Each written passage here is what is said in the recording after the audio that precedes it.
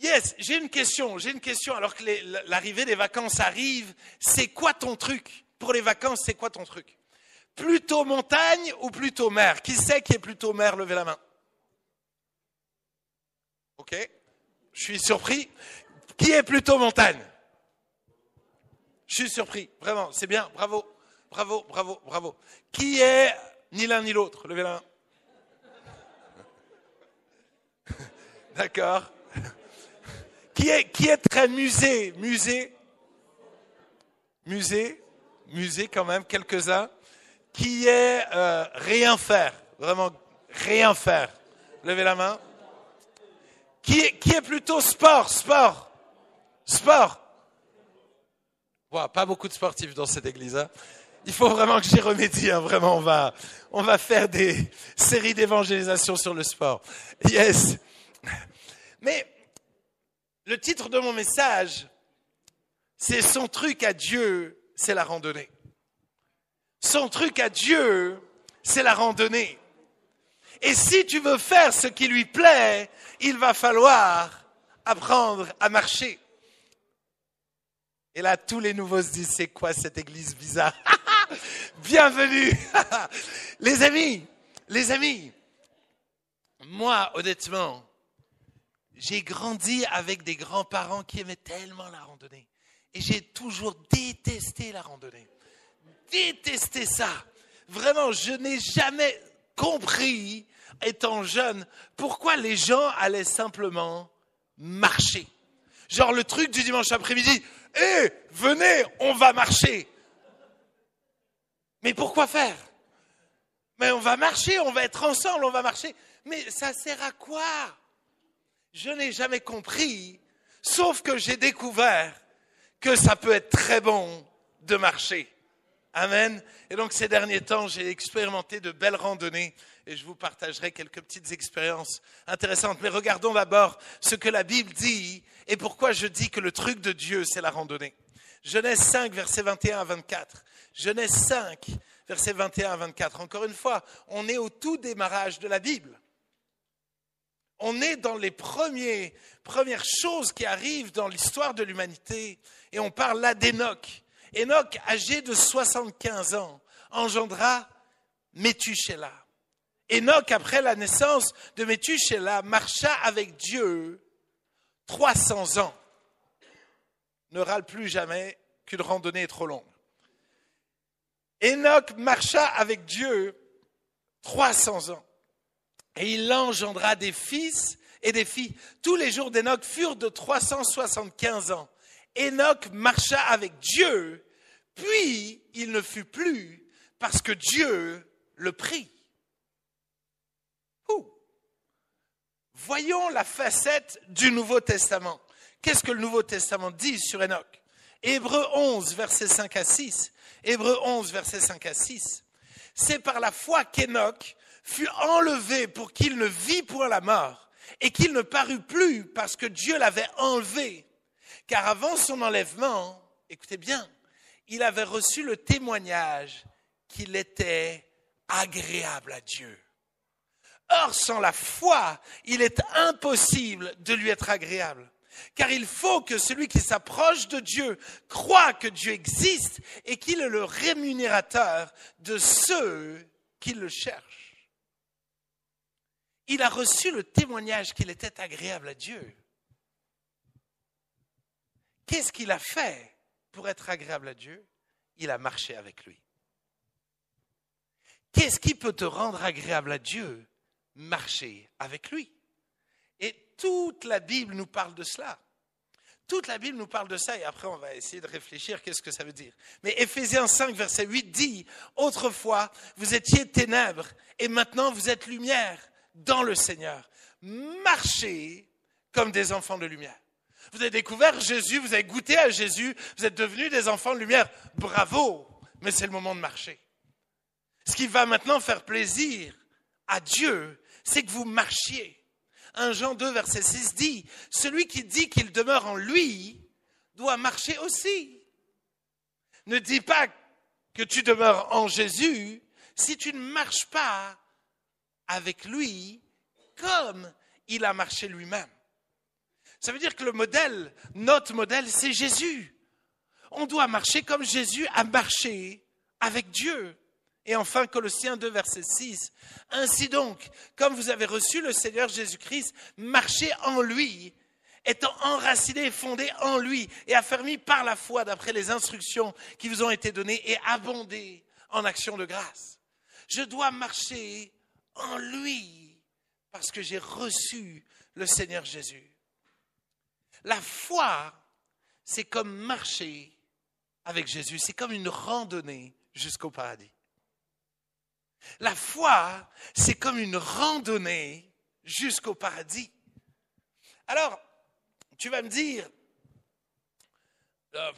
il a marché avec Dieu, mais c'est différent si je dois marcher à l'orangerie que si je dois marcher jusqu'à l'Everest. C'est quoi comme marche? Enoch, t'as marché dans quoi? Bonne question. Jude 14 à 16. Jude 14 à 16. C'est aussi pour eux qu'Enoch, le 7e depuis Adam, a prophétisé en ces termes. Voici, le Seigneur est venu avec ses saintes myriades. Pourquoi? Pour exercer un jugement contre tous et pour faire rendre compte à tous les impies, parmi eux de tous les actes d'impiété qu'ils ont commis et de toutes les paroles injurieuses qu'ils ont proférées contre lui des pécheurs impies. Ce sont des gens qui murmurent, qui se plaignent de leur sort, qui marchent selon leur convoitise, qui ont à la bouche des paroles hautaines et qui admirent les personnes par motif d'intérêt. Enoch, tu vis en 2025 ou je rêve? Des gens qui murmurent, qui se plaignent, qui marchent selon leur convoitise, qui ont à la bouche des paroles hautaines et qui admirent des personnes par motif d'intérêt. T'as pas l'impression qu'il habite Strasbourg? Enoch, je veux dire, c'est un truc de fou. Il randonnait au milieu de la jungle. Comme nous sommes appelés à marcher avec Dieu au milieu d'une jungle, au milieu d'un monde complètement fou, un monde qui est devenu complètement fou. Alors, j'ai noté 12 points à la volée comme ça, il y en a tellement plus, mais les trucs qui me sont venus dans ma tête quand on parle de randonnée de 300 ans, d'accord? On m'a dit randonnée de 300 ans, je pense à quoi? Je pense à avoir la même direction, avoir le même rythme, avoir une relation avec la personne, rentrer dans une synergie, être dépendant de l'autre, que c'est difficile, que c'est long, que finalement ça devient un peu répétitif, 300 ans, ça fait beaucoup. Mais que finalement pour atteindre 300 ans, c'est une minute après l'autre, une seconde après l'autre, un pas après l'autre. Une rando de 300 ans, c'est être constamment en mouvement. C'est la perte de confort. C'est le fait de ne pas être chez soi. Si je suis constamment en train de marcher, c'est que je ne m'arrête pas ou peu. C'est finalement faire beaucoup d'efforts. C'est de toutes sortes de questions de bien manger, de bien être équipé. Il y a 1001 facettes que nous pourrions aborder sur ce que c'est que de marcher avec Dieu. Laissez-moi vous en partager 7. Vous auriez dû me dire merci là, à ce moment-là. C'est le bon moment de me dire, c'est bien, tu t'es contenté. Enfin, je vais essayer de me contenter en tout cas. 7 facettes de qu'est-ce que ça veut dire concrètement de marcher avec Dieu. Qu'est-ce que ça veut dire? La première chose, mon premier point, c'est une même direction et un même rythme. Moi, je me souviendrai toute ma vie, pour mon anniversaire, mes meilleurs potes, ils ont voulu, ils étaient en mode, ils kiffaient la rando, et ils m'ont dit, oh, viens pour ton anniversaire, on t'offre une rando. Ils ne me connaissent pas, enfin, pourtant ils devraient me connaître bien, mais voilà, ils ont raté. Mais ça arrive. Des fois, on veut faire plaisir aux autres et on rate. Ben, ils ont raté. Et le problème, c'est que eux, ce qu'ils appellent rando, ce n'est pas ce que moi j'appelle rando. Moi, j'ai sorti mes chaussures de rando. J'ai sorti mes vraies chaussures de rando. Les chaussures où je vais sur les glaciers avec ça, j'ai sorti mes vraies chaussures de rando. J'ai sorti mon matériel de rando. Je me suis dit, on va faire une rando, c'est parti. Et eux, ils sont venus avec leurs petites baskets. Non, ils ne sont pas venus en claquettes quand même. Mais leurs petites baskets et tout ça. Et le problème, c'est que très rapidement, il criait « Thibaut, attends-nous !»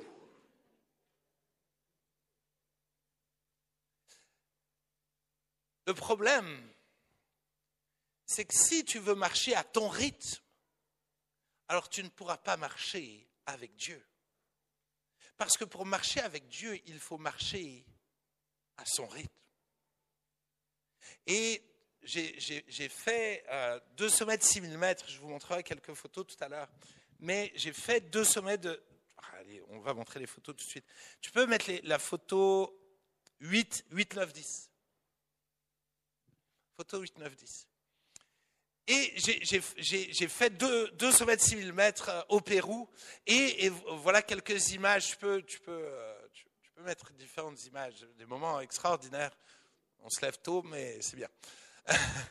Et voilà, et donc là on arrive au sommet. Et honnêtement, pendant plusieurs jours, on a dû s'entraîner, on a fait des camps de base et tout ça.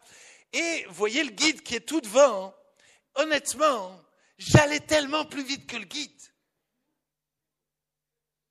J'allais bien plus vite que lui. On était avec Jonathan Peterschmidt, on mettait, je sais pas, 1 heure, 2 heures d'avance sur lui, sur le reste du groupe, et puis, et à la fin, quand on arrive pour atteindre le glacier, tout d'un coup, il a dit, vous t'es tous derrière moi. Et j'étais là en mode, oh, non! Et il allait littéralement comme ça.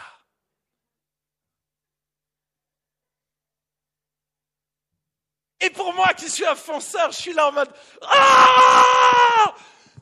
J'ai envie de le secouer, j'ai envie de le bousculer. Sauf que, à cette hauteur-là, tu as peu de respiration.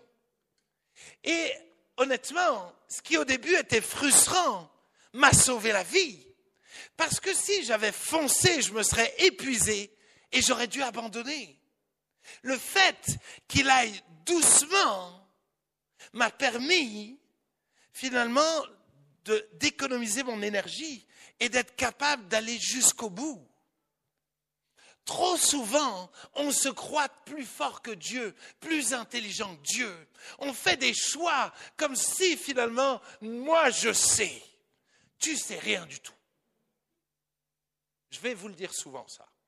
Donc ne soyez pas offensés par ça. On ne sait rien du tout. La Bible dit, nul n'est intelligent. Romains 3, si tu veux vérifier. Nul n'est intelligent. C'est pour cela qu'à un moment donné, je dois prendre son rythme. Je dois m'appliquer à rentrer dans son rythme.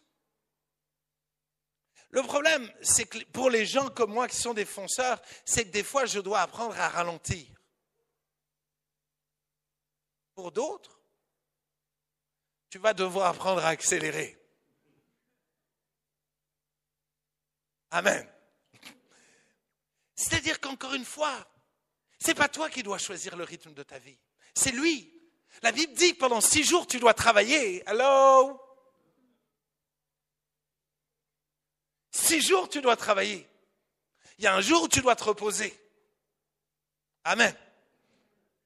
Dieu est un Dieu de rythme. Dieu est un Dieu qui a créé la lune, le soleil, les étoiles, la nuit, le jour pour te donner un rythme. Il a créé l'espace-temps pour que tu apprennes à vivre selon son rythme. Et beaucoup de gens ont des problèmes de santé parce qu'ils ne savent pas vivre selon le bon rythme de Dieu. Et nous devons apprendre. Et nous devons constamment apprendre.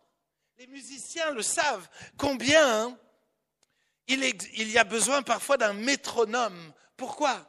Parce que certains ont tendance à ralentir, alors que d'autres ont tendance à aller de plus en plus vite. Les musiciens savent qu'ils sont en danger d'aller ou trop vite ou trop lentement, mais nous ne sommes pas assez conscients de ce danger-là.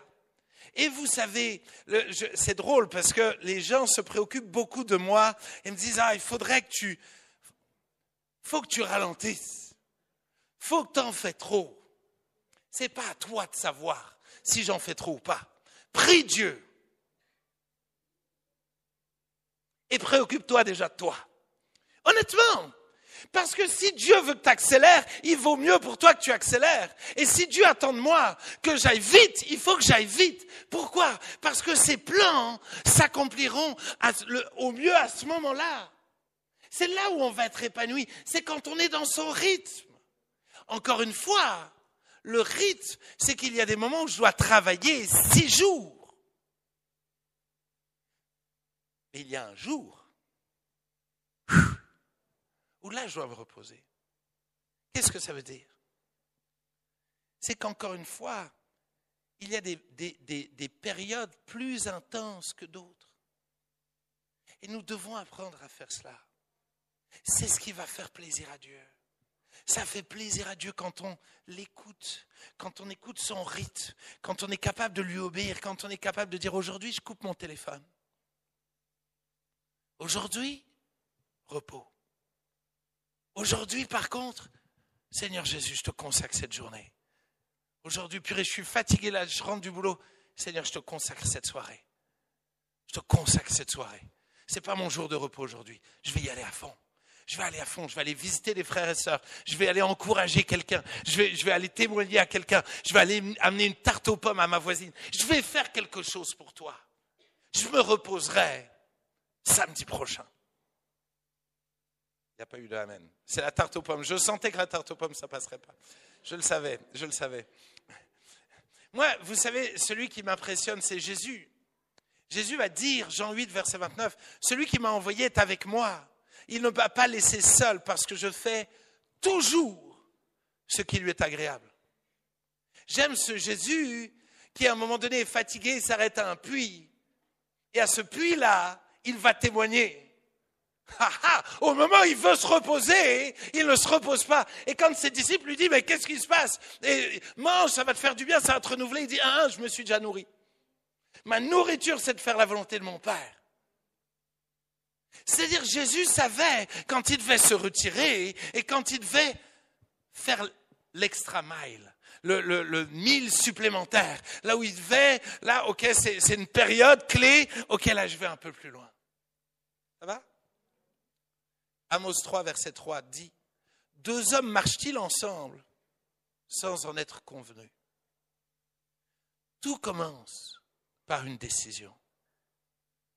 Tout commence par une décision. Est-ce que je suis prêt à marcher dans la même direction que l'autre? C'est ce que je dis toujours aux gens qui veulent se marier. Est-ce que vous êtes sûr que vous voulez marcher dans la même direction? Parce que la Bible dit, l'homme quittera son père et sa mère, il s'attachera à sa femme et ils deviendront une seule chair. Si tu t'attaches à quelqu'un et que tu ne vas pas dans la même direction, ça va faire mal. Ça veut dire, avant de te marier, il vaut mieux être sûr que tu marches dans la même direction que la personne. Il n'y a pas eu d'amen, mais je dis amen quand même. Pour tous les célibataires, prenez des notes, là c'est le moment. Voilà. Est-ce que je vais dans la même direction que cette personne-là? Voilà une bonne question avant de se faire baptiser. Voilà une bonne question. C'est est-ce que j'ai envie de marcher dans la même direction que Dieu?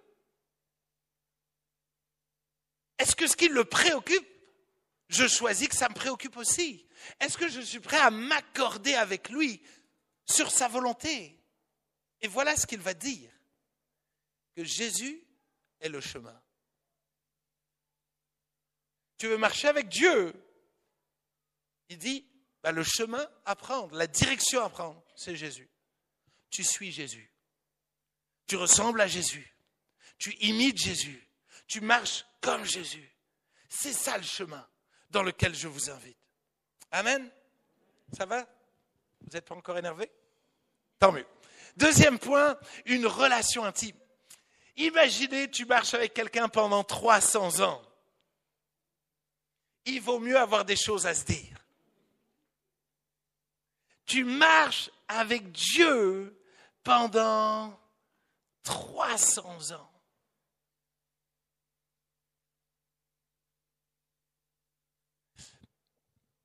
Je ne sais pas vous, mais je me rends compte qu'il y a une dimension de l'intimité qui ne naît qu'avec le temps.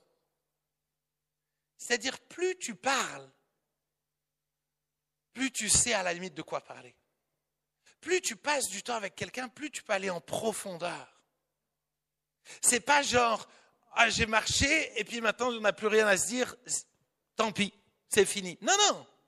Plus tu passes du temps avec quelqu'un, plus, c'est bizarre, mais il y a des trucs qui remontent, il y a des choses, des sujets de prière, il y a des trucs. Et moi, honnêtement, je ne suis pas un grand parleur. Vraiment pas du tout. Et ça se voit pas hein, quand je prêche. Ah! Demandez à ma femme, d'accord? Elle vous dira la vérité. Mais honnêtement, je suis dans le privé, je suis pas un grand parleur. Je me rattrape pendant que je prêche, voilà. Jacques, t'énerve pas, c'est pas grave, d'accord? Tout va bien. mais je me rends compte avec ma femme et même avec mes amis proches, c'est qu'avec eux, j'ai des ressources supplémentaires. J'ai des ressources supplémentaires. J'ai des choses. Et j'ai un de mes très bons amis, Esteban, avec qui plus on se voit, plus on n'arrive pas à s'arrêter de parler.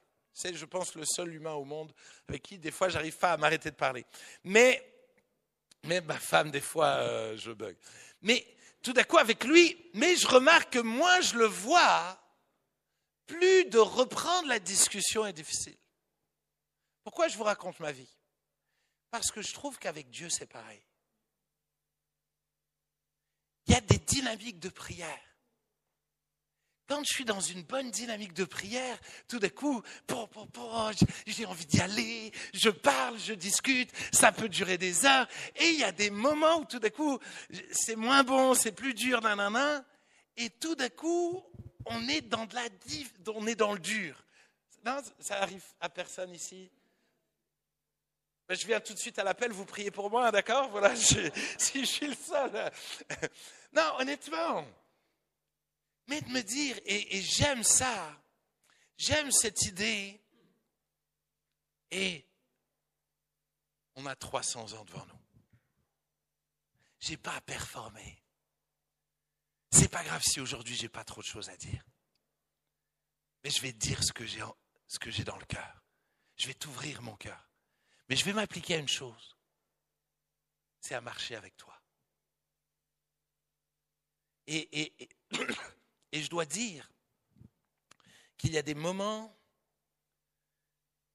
où juste le fait d'être là avec lui, c'est suffisant. Je sais pas vous, mais il y a des moments où quand tu es avec quelqu'un, les silences ne sont pas gênants. Et je trouve que quand tu es avec quelqu'un et que les silences ne sont pas gênants, c'est une étape. C'est une étape dans la relation. Ça veut dire que la relation, elle est profonde, elle est solide.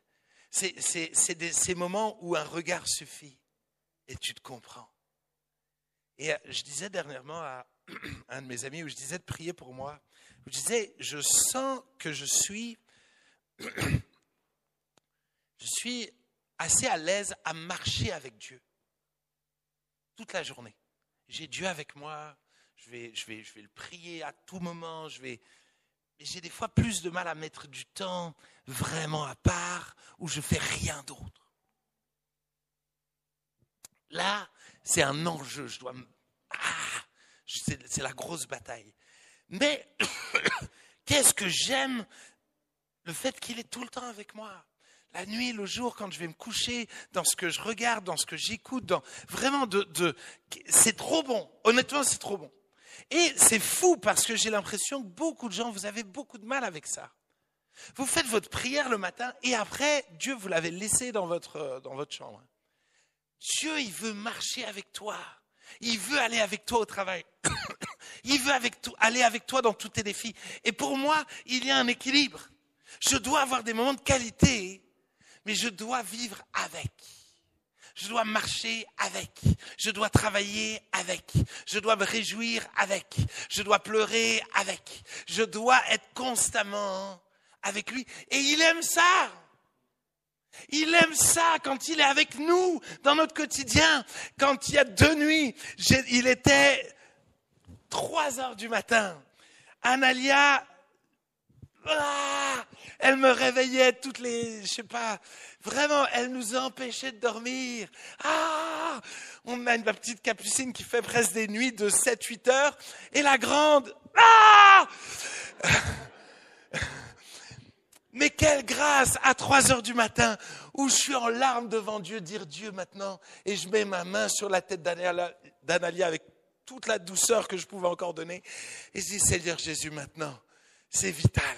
J'arriverai pas à être réveillé une fois de plus. Et elle m'a laissé dormir 2 heures d'affilée. Et c'est fou comme dans ces moments-là, 2 heures d'affilée, c'est le ciel. Ah! Mais quelle grâce d'avoir ce Dieu avec moi. Quelle est ta relation avec Dieu? Où en es-tu dans ta relation avec Dieu? Est-ce que réellement Dieu est avec toi tous les jours? Est-ce que tu lui parles? Regardez, Proverbe 15, verset 8. Le sacrifice des méchants est en horreur à l'Éternel, et la prière des hommes droits lui est agréable. Il aime quand tu lui parles. Dieu aime quand on lui parle. Dieu aime ça. Mais Dieu aime quand il nous parle. Jérémie 33, verset 3. Invoque-moi et je te répondrai. Je t'annoncerai de grandes choses, des choses cachées que tu ne connais pas. J'aime sentir et savoir qu'à tout moment, il veut et il peut me parler. J'aime ce Dieu qui n'est pas ce Dieu lointain à qui je fais un monologue. Non, il est avec moi. Il sait me donner des coups de coude, des coups de main, des coups de pied, des coups de tête. Il est bon et il aime être en relation avec moi. Et Dieu aimerait être en relation avec toi. Plus que toute autre chose, il aimerait être dans une relation intime avec toi. Troisième point, la synergie. La synergie. Qu'est-ce que la synergie? La synergie, c'est que un peut parcourir, je ne sais pas comment le dire, je vais lire le texte, Ecclésiaste 4, versets 9 et 12. 2 valent mieux qu'un parce qu'ils retirent un bon salaire de leur travail. Car s'il tombe, l'un relève son compagnon, mais malheur à celui qui est seul et qui tombe, sans avoir un second pour le relever. De même, si 2 couchent ensemble, ils auront chaud, mais celui qui est seul, comment aura-t-il chaud? Et si quelqu'un est plus fort qu'un seul, les 2 peuvent lui résister. Et la corde à 3 fils ne se rompt pas facilement. On utilise souvent ce texte pour les mariages. Mais je me suis dit, imagine, je lis ce texte dans ma relation avec Dieu. 2 valent mieux qu'un. Si je suis avec Dieu, si je marche avec lui, je peux retirer un bon salaire de notre travail. Et si je tombe, il peut me relever. Malheur si je suis seul et que je tombe, sans l'avoir lui pour me relever. De même quand je me couche, il est là avec moi. Et puis il peut me donner chaud. Et si je rencontre quelqu'un qui est plus fort que moi, imagine avec Dieu qui marche avec moi. Qu'est-ce qui peut m'arriver? Il y a une synergie. Moi, je ne sais pas vous, mais si je sais que quelqu'un marche avec moi, je vais aller plus loin et plus vite. Non? Ça te motive. Le fait de savoir que tu n'es pas tout seul, ça va te motiver. Le fait de savoir que Dieu est avec toi, c'est ce qui va te motiver. Tu manques de motivation dans la vie, marche avec Dieu. Implique-le dans ton quotidien. Implique-le quand tu fais la cuisine. Implique-le quand tu dois faire le ménage. Implique-le et tu verras combien il y a une force qui va t'accompagner. Il y a quelque chose qui va se produire en toi. Pourquoi? Parce que tu ne seras plus jamais seul. C'est frère Lawrence qui parle de la pratique de la présence de Dieu, où il dit, j'ai appris à faire toutes choses avec Dieu. Il dit, je veux travailler cette conscience que Dieu est avec moi, que je peux faire les choses pour lui, mais surtout avec lui. Mon 4e point, c'est la dépendance face aux difficultés. Je suis dépendant de lui dans mes difficultés. Et si tu peux mettre la photo numéro... Je ne saurais pas la retrouver, mais je pense que c'est la 3. Essaye la 3. Non, la 4.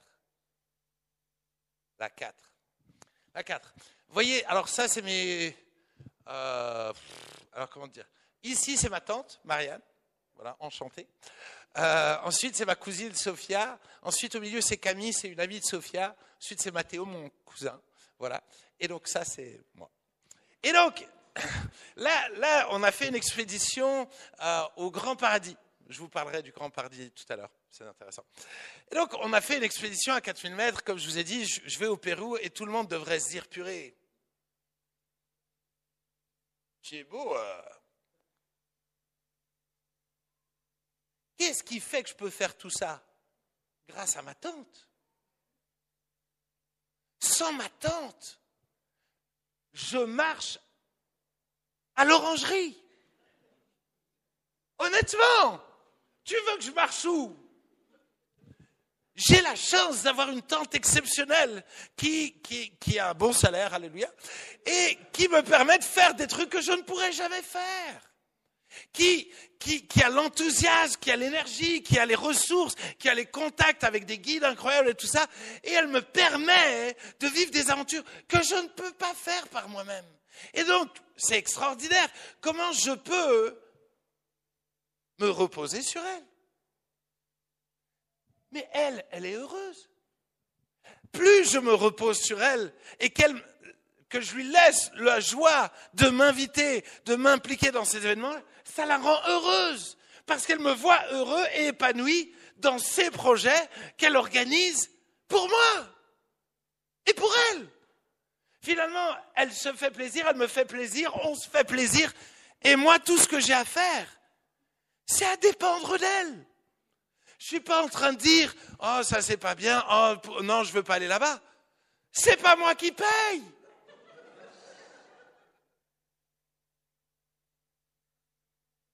J'espère que vous voyez où je vais venir parce que ça va être vraiment piquant, d'accord? Arrête de râler. C'est pas toi qui paye.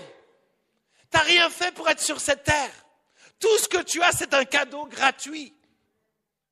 Il n'y a absolument rien où tu peux dire ça, c'est grâce à moi. Même toi-même, tu viens d'où? Tu t'es auto-créé? Honnêtement, on doit apprendre à dépendre de lui. 2 Corinthiens 5, verset 7 dit, nous sommes donc pleins de confiance. Nous savons qu'en demeurant dans ce corps, nous demeurons loin du Seigneur. Mais nous marchons par la foi et non par la vue. On peut se reposer sur lui. On ne voit pas tout, on ne comprend pas tout. Mais lui, il sait. Lui, il a payé. Lui, il a mis les bons guides au bon endroit. Lui, il connaît le chemin. Il sait où nous mener. Honnêtement, tant de fois dans mes randonnées où j'avais l'impression qu'on était perdus, à chaque fois de me dire, tais-toi, lui il sait. Je me souviendrai toute ma vie de ce moment où à un moment donné, pareil, je marchais plus vite que le guide et on était vraiment en avance. Puis on s'est dit, je pense que c'est ça le bon chemin. Et puis on était avec Jonathan, je dis, c'est ça le bon chemin? Oui, c'est ça le bon chemin. Et on commence à marcher et puis au bout d'un moment donné, on se dit, tu crois vraiment que c'est le bon chemin?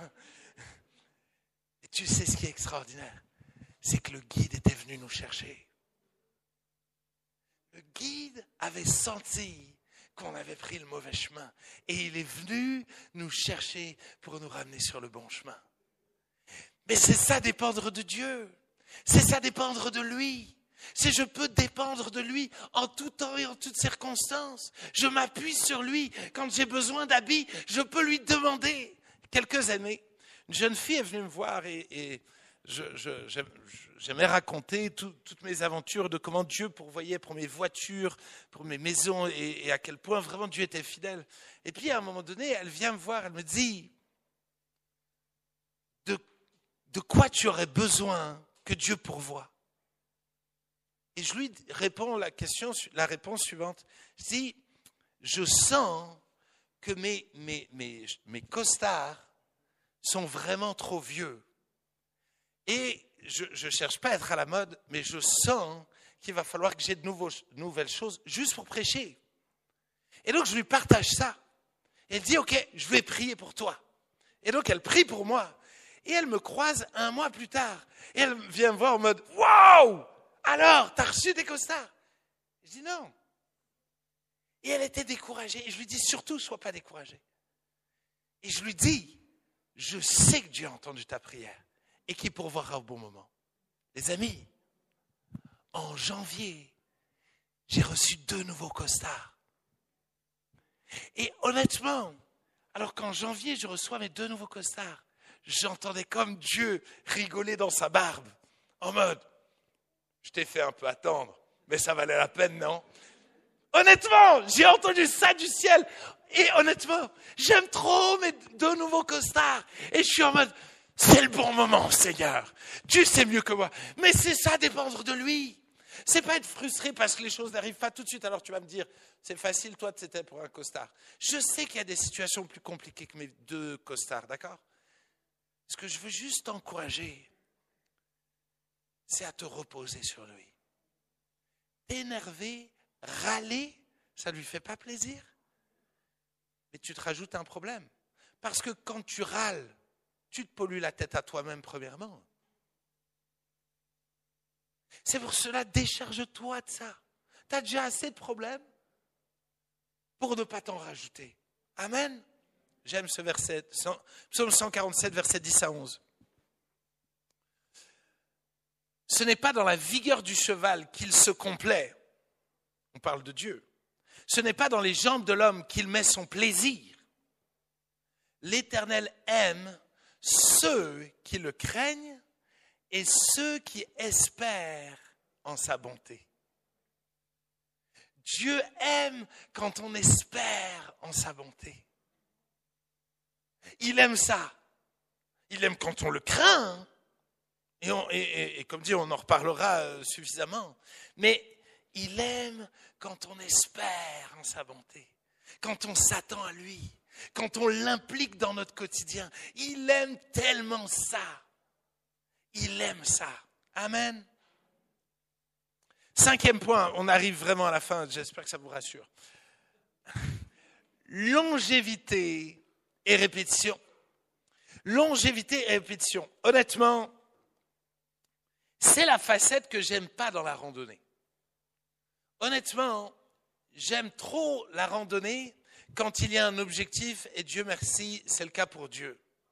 Néanmoins, quand tu marches pendant 300 ans, il y a un côté répétitif. Il y a un côté répétitif. Il y a un côté de longévité et de répétition. On n'aime pas ça. En tout cas, j'aime pas ça. Mais je pense que je ne suis pas le seul. Mais je me rends compte que dans la répétition, il y a de grandes bénédictions. Dans la répétition des choses, il y a de grandes bénédictions. Effectivement,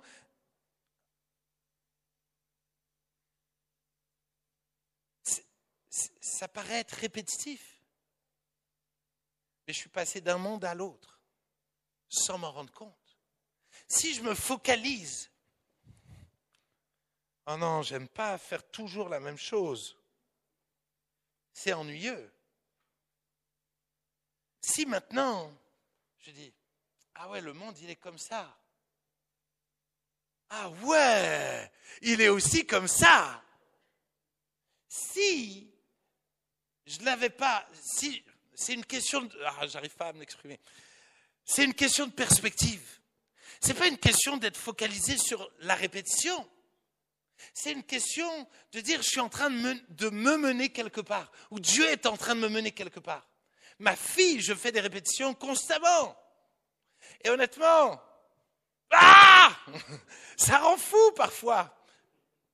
Mais ce que je ne réalise pas, c'est que je suis en train de la mener quelque part. Je suis, à force de lui apprendre à compter, je suis en train de la mener quelque part. À force de lui apprendre les couleurs, je suis en train de la mener quelque part. Finalement, plus je répète, plus je suis en train de la mener quelque part. Et il y a des répétitions où Dieu veut te mener quelque part. C'est pour ça, continue de lire la Bible. Non, mais j'ai déjà lu la Bible. Le nombre de gens qui m'ont dit, j'ai déjà lu la Bible, pour me dire, j'ai plus besoin de la lire. Tu es fou. Tu crois avoir lu la Bible. Tu as effleuré la Bible. Mais c'est dans la répétition que tu vas découvrir et voir des choses que tu ne voyais pas auparavant. Oui, mais j'ai déjà prié. C'est dans la répétition que tu vas voir, tu vas découvrir des facettes de ce pourquoi tu pries que tu ne voyais pas avant.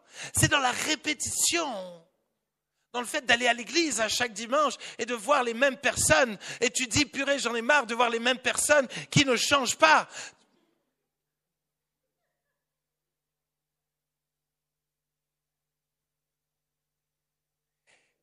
Et si Dieu voulait changer ton regard, et que si finalement celui qui ne changeait pas, c'était toi,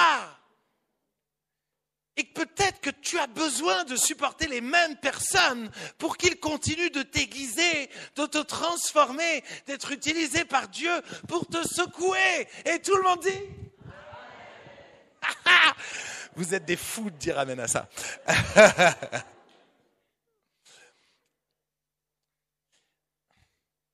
La routine n'est pas mauvaise, mais plus que ça. J'aime ce verset que vous avez déjà entendu. Tout lieu que foulera la plante de votre pied, je vous le donne. Ça veut dire quoi? Ça veut dire qu'à chaque fois que je fais un pas, je gagne quelque chose. À chaque fois que je fais un pas, je gagne quelque chose. À chaque fois que je fais une prière, je gagne quelque chose. À chaque fois que je suis généreux, je gagne quelque chose. À chaque fois que je fais un pas, je gagne quelque chose. Voilà ce que le texte dit. Tout lieu que foulera la plante de tes pieds, je vous le donne. Ça veut dire qu'il faut que tu marches. Parce qu'à chaque fois que tu marches, que tu enclenches un pas, il y a quelque chose qui s'enclenche dans ta vie. Il y a une dimension qui s'ouvre. Tout d'un coup, tu ne mesures pas à quel point tu es en train de conquérir une dimension que tu ne connaissais pas jusque-là. Ne fuis pas la routine. Ne fuis pas la routine de la louange. Ne fuis aucune routine. Parce que dans la routine, tu vas découvrir quelque chose. Vous savez, le mot foi, sans la foi, il est impossible de lui être agréable. Le mot foi, c'est le mot fidélité. C'est exactement le même mot dans toute la Bible. Tu ne peux pas dire que tu as la foi si tu n'es pas fidèle. C'est 300 ans, les amis. Les amis, 300 ans, il a marché avec Dieu. 300 ans. 300 ans. Et tu te plains de ta femme. 300 ans. Les amis, Dieu ne cherche pas une relation d'un jour, mais une relation pour toujours. Dieu ne cherche pas une relation d'un jour par semaine, mais une relation de tous les jours. Le but de ces cultes, ce n'est pas que ce soit ton highlight de la semaine. Le but de ces cultes, c'est de te donner envie chaque jour de marcher avec lui. Amen. Allez, 6e point, avant-dernier, tout va bien. En mouvement constant. 6e point, en mouvement constant. En mouvement constant. La foi, la Bible dit que si elle est sans les œuvres, elle est morte. Le texte dit, si tu dis que tu as la foi, montre-moi tes œuvres. Marcher avec Dieu, c'est être en mouvement. Il n'a pas dit qu'il passait du temps avec Dieu pendant 300 ans. Il a dit qu'il marchait avec Dieu. Ça veut dire qu'il a dû faire des efforts. J'ai jamais autant maigri que quand j'ai fait mes 3 semaines de randonnée au Pérou. Vous ne m'auriez pas reconnu. Et c'est faire un effort. C'est extrêmement difficile. C'est extrêmement difficile. Mais non seulement, pendant 300 ans, il a marché avec Dieu, donc il a fait beaucoup d'efforts, mais pendant ce temps, il a engendré des fils et des filles. Ça veut dire quoi? Ça veut dire qu'encore une fois, il a marché avec Dieu tout en engendrant des fils et des filles, tout en ayant la même vie que nous. Encore une fois, ce n'était pas un moine enfermé dans sa tour d'ivoire, pas du tout. Il marchait avec Dieu dans son quotidien. Il a engendré des fils et des filles. Il s'est multiplié, il a servi, il a changé des couches, il a élevé des gens. Et toi, ta foi ressemble à quoi? Sans la foi, il est impossible de plaire à Dieu. Ta foi ressemble à quoi? Tu investis dans qui? Tu engendres qui? Tu changes les couches à qui? C'est bizarre, c'est une image, d'accord? C'est une image, d'accord?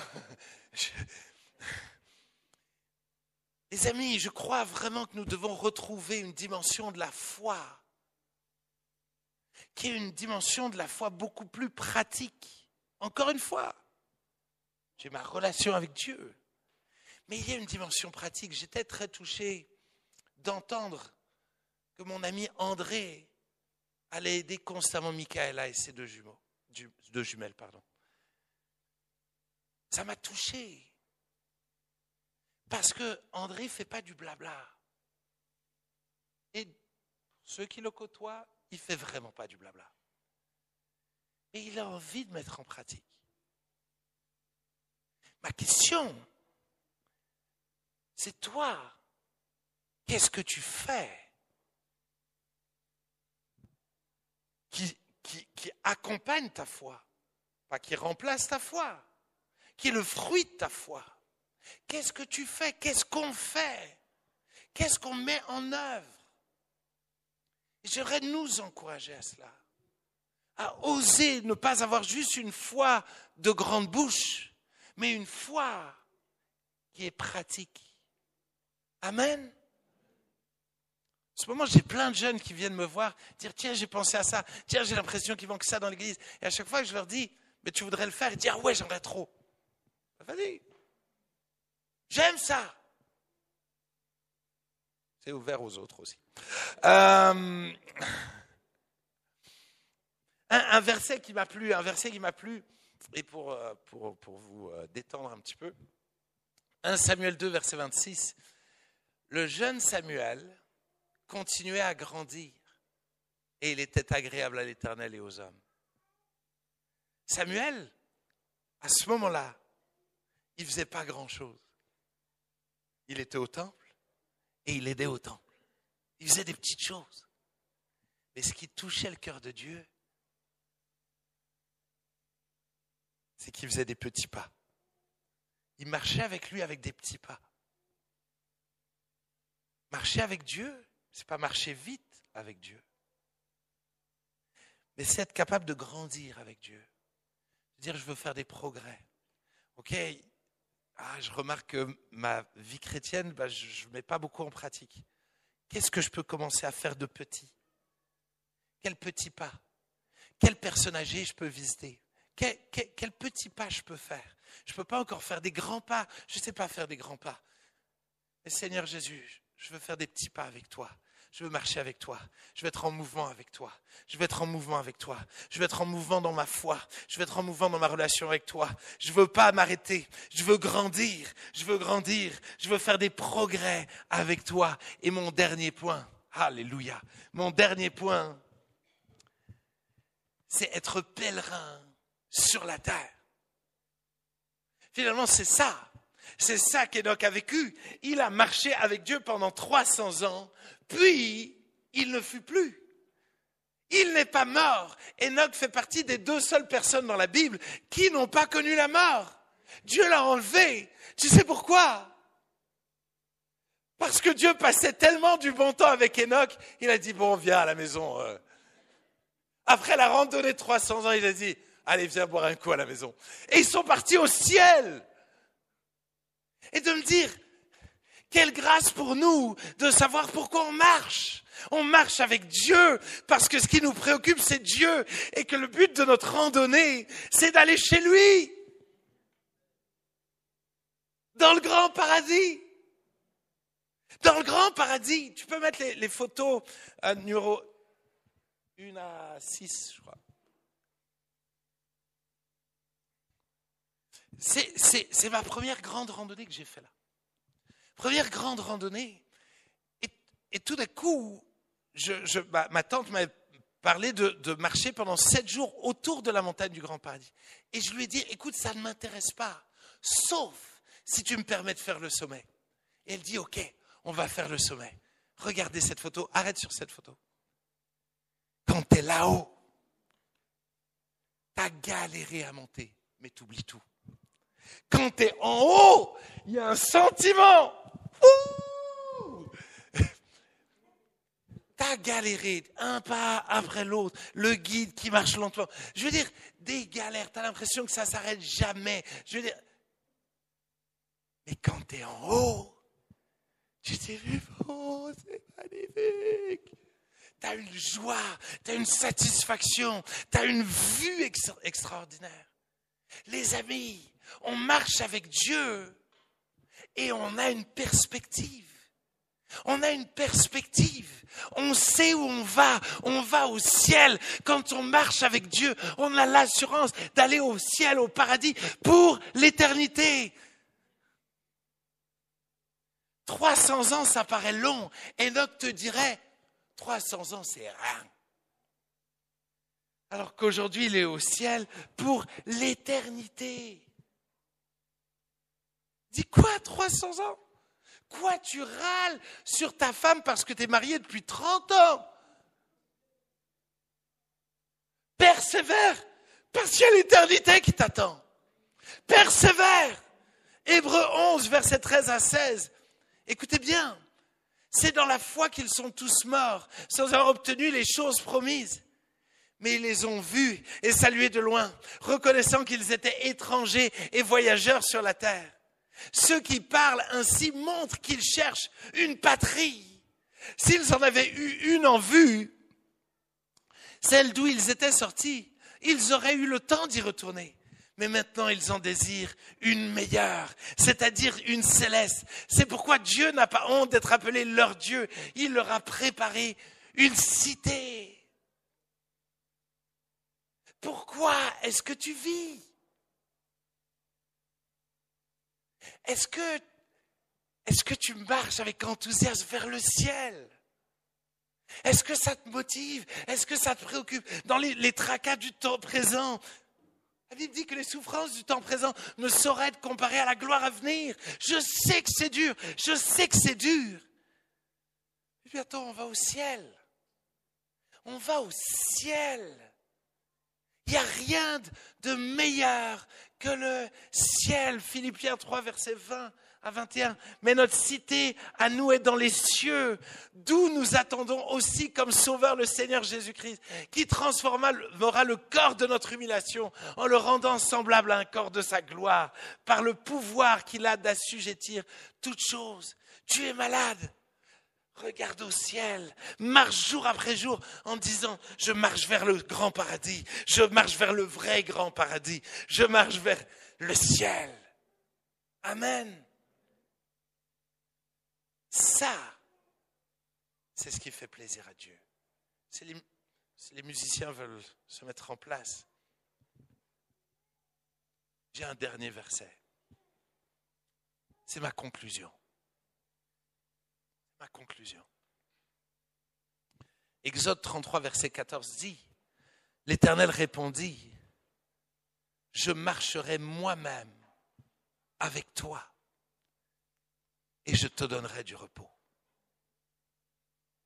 Moïse lui dit, si tu ne marches pas toi-même avec nous, ne nous fais point partir d'ici. J'aime ce verset. J'aime tellement ce verset. Dieu parle et dit, je vais marcher moi-même avec toi et tu vas pouvoir te reposer sur moi. Et Moïse de répondre, dans tous les cas, je ne bougerai pas sans toi. Je ne ferai rien sans toi.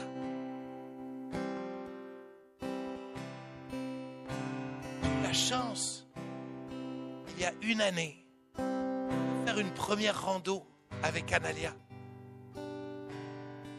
Et j'étais parti, on était littéralement fin avril.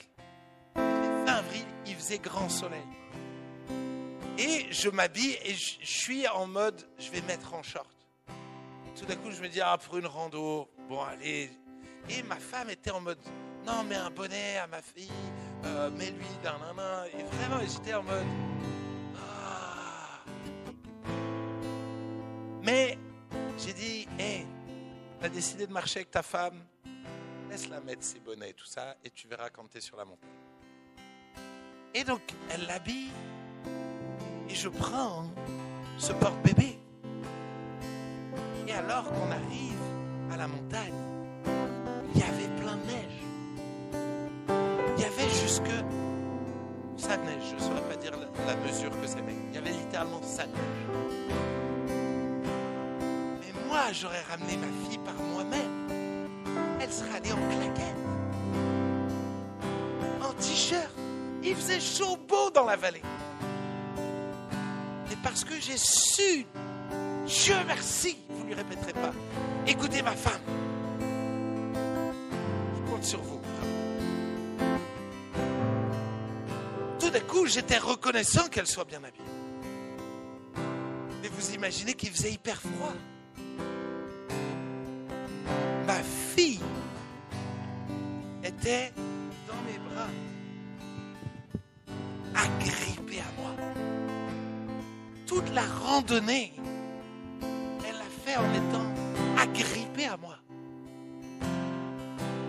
Pour moi, c'est un des plus beaux moments que j'ai vécu avec ma fille. On était dans des paysages magnifiques, il y avait un soleil magnifique, la neige, honnêtement, c'était majestueux. Mais ce qui était le plus majestueux pour moi, c'était de vivre ça avec ma fille qui s'agrippait à moi. Qui s'agrippait à moi. Et j'ai marché, je sais pas, 6 heures. Elle était agrippée à moi.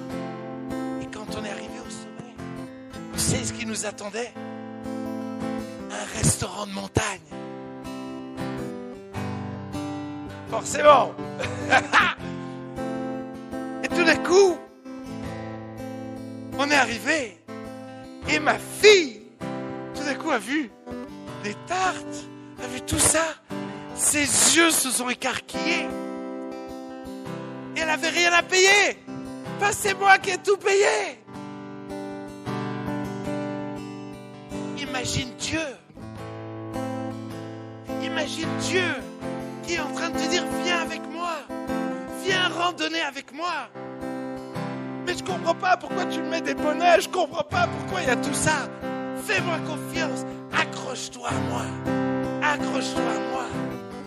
Mais rassure-toi, en haut, on va manger ensemble. Et t'inquiète pas, c'est moi qui vais tout payer. C'était le moment d'applaudir le Seigneur. Alléluia! Alléluia! Fermons nos yeux, on va prier.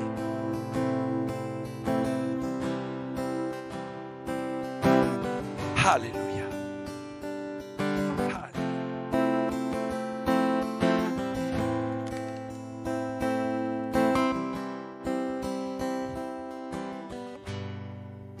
Je ne sais pas où tu en es avec Dieu. Mais je crois qu'il est un peu comme moi il y a 1 an, motivé pour randonner avec toi. Il trépigne d'impatience pour t'amener avec lui dans cette randonnée.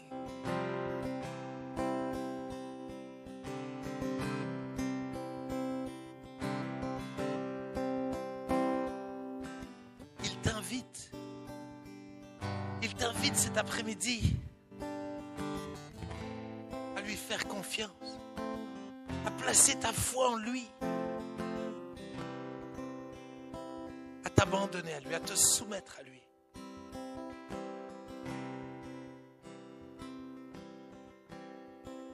Peut-être que tu te dis, mais pourquoi faire?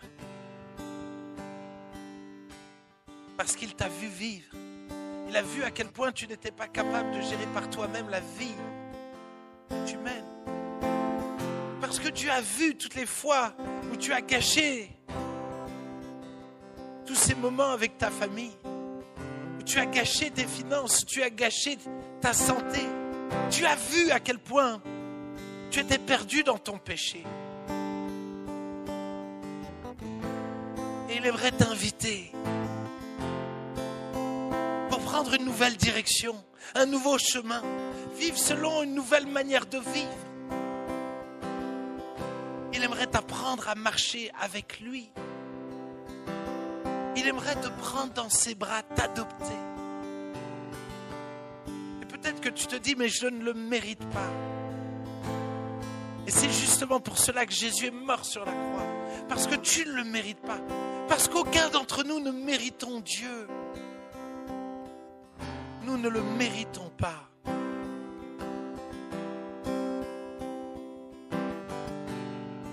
Mais il nous aime. Et il a payé le prix. Comme ma tante a payé le prix pour que je puisse expérimenter ces expéditions. Elle avait les ressources pour payer le prix, là où je ne les avais pas.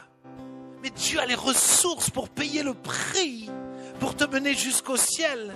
Aucun humain ne peut aller au ciel sans s'appuyer sur les ressources du ciel. Seul Jésus peut nous amener au ciel. Et cet après-midi, j'aimerais faire un appel pour tous ceux qui aimeraient faire la paix avec Dieu. Rentrer dans cette marche avec lui et aller au ciel. Il te suffit de capituler, de lâcher prise et de l'inviter à venir te sauver, te pardonner, te purifier, te transformer, de l'inviter à devenir le maître de ta vie, celui qui décide du chemin. Si quelqu'un est là et veut faire la paix avec Dieu, alors lève la main à ta place et j'aimerais prier pour toi. J'aimerais prier avec toi. Lève la main comme un signe de foi. Alléluia. Tu peux lever la main et la baisser, Dieu te voit. Plusieurs mains qui se lèvent. Dieu a vu ta main. Je ne vais pas insister parce que c'est une invitation. C'est une opportunité. Non pas de rejoindre une église, mais de rejoindre le royaume de Dieu. Seigneur, merci pour ces mains levées. Tu les as vues et je prie, Seigneur Jésus, que chacun de mes bien-aimés qui ont levé la main puisse avoir une révélation de ton amour, une révélation de la croix, une révélation de qui tu es, au nom de Jésus. Je prie, Seigneur Jésus, que tu leur pardonnes leurs péchés, qu'ils puissent se repentir, qu'ils puissent reconnaître leurs fautes et lâcher prise. Ne plus regarder en arrière, mais regarder à toi. Je prie, Seigneur Jésus, qu'ils décident de renoncer à diriger leur propre vie, pour te laisser diriger leur vie. Toi seul sais comment diriger nos vies. Toi seul sais comment diriger nos vies. Et je prie, Seigneur Jésus, que tu aides mes bien-aimés. Aide-les. Aide-les, Seigneur Jésus, à se laisser porter par toi, dirigés par toi, qu'ils apprennent à être dépendants de toi, à te laisser pourvoir à tous leurs besoins. Et je prie, Seigneur Jésus, qu'ils puissent découvrir en toi un père, un ami, un frère. Je prie qu'ils puissent grandir dans leur relation avec toi et se mettre en mouvement pour rentrer dans toutes les merveilleuses choses que tu as préparées pour eux. Merci d'imprimer également dans leur cœur cette assurance qu'à partir d'aujourd'hui, leur nom est inscrit dans le livre de vie. Qu'ils ont à partir d'aujourd'hui l'assurance d'aller au ciel. Bénis mes bien-aimés qui ont levé les mains. Bénis-les au nom de Jésus. Amen. Levons-nous ensemble et chantons pour célébrer le Seigneur.